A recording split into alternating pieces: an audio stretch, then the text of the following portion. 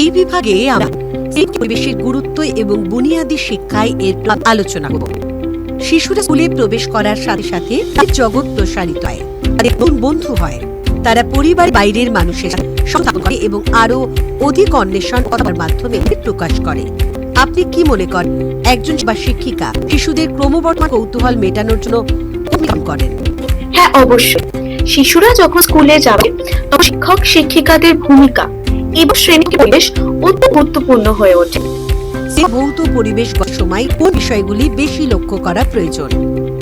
শ্রেণীর ভৌত পরিবেশ এমন হওয়া উচিত ভাবে যথাযথ কার্যক্রম অনুসরণ করা হয়, শিশুরা নিরাপদ অনুসন্ধান করে, সামগ্রিক বিকাশের সুযোগ আছে, বুনিয়াদী শিক্ষায় সহায়তা প্রদান করতে শ্রেণীকক্ষের পরিবেশ কিভাবে সংগঠিত করতে হবে। এখন আমরা সেই সম্পর্কে মূল বিষয়গুলি নিয়ে আলোচনা করব। 1. এটি শিক্ষণ পদ্ধতির সাথে সামঞ্জস্যপূর্ণ। ছাত্রছাত্রীর একা বসে কাজ করার প্রয়োজন হয় না, ছোট গোষ্ঠীতে অথবা পুরো একসাথে থাকতে পারে। শ্রেণীকক্ষে প্রদর্শনগুলি শিক্ষণ প্রক্রিয়ার অংশ। প্রদর্শন শিশুদের চোখের তলায় রাখা উচিত।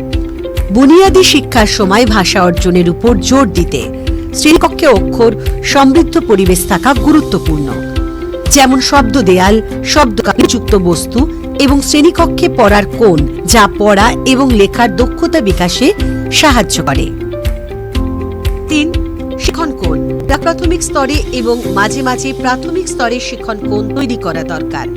এই স্থানগুলিকে এমনভাবে তৈরি করতে হবে যাতে সেগুলি আমন্ত্রণমূলক হয়, শিশুদের আগ্রহকে আকর্ষণ করে এবং তাদের কৌতূহলী করে তোলা। শিক্ষণ কোণ শিশুদের নমনীয়তা এবং স্বাধীনতা প্রদান করে, যাতে তারা স্বতন্ত্রভাবে এবং বন্ধুদের দলে খেলাসহ বিভিন্ন ক্রিয়াকলাপে অংশগ্রহণ করতে পারে। এর মধ্যে রয়েছে নাটকীয় খেলা, ব্লগ বা পাজল, গণিত, অঙ্কন এবং বইয়ের কোণ। 4. শ্রেণীকক্ষের উপকরণ সংগঠিত করা।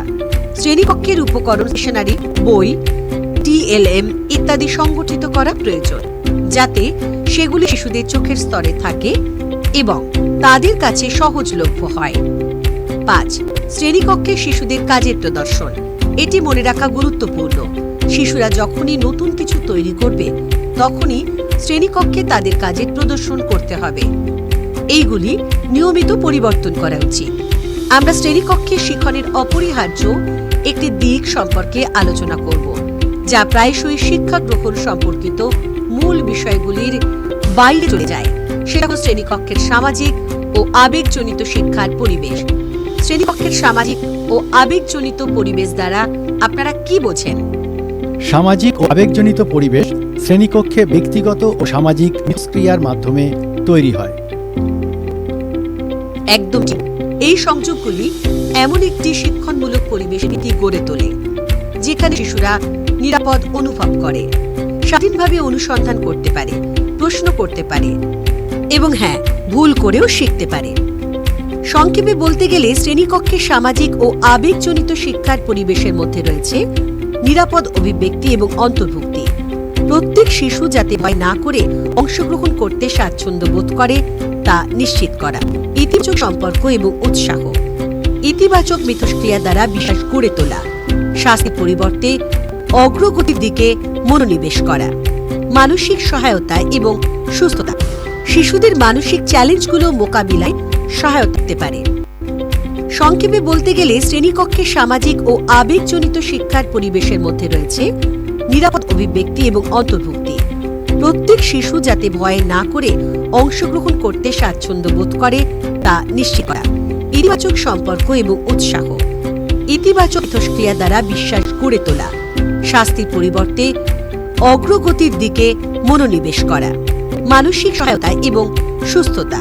শিশুদের মানসিক চ্যালেঞ্জগুলো মোকাবিলায় সহায়তা করা এবং তাদের মধ্যে সহিষ্ণুতা গড়ে তোলা। এই বিভাগে আমরা আলোচনা করলাম শ্রেণীকক্ষ পুনর্গঠনের প্রয়োজনীয়তা, শ্রেণীকক্ষের ভৌত পরিবেশ, শ্রেণীকক্ষের সামাজিক ও আবেগজনিত পরিবেশ।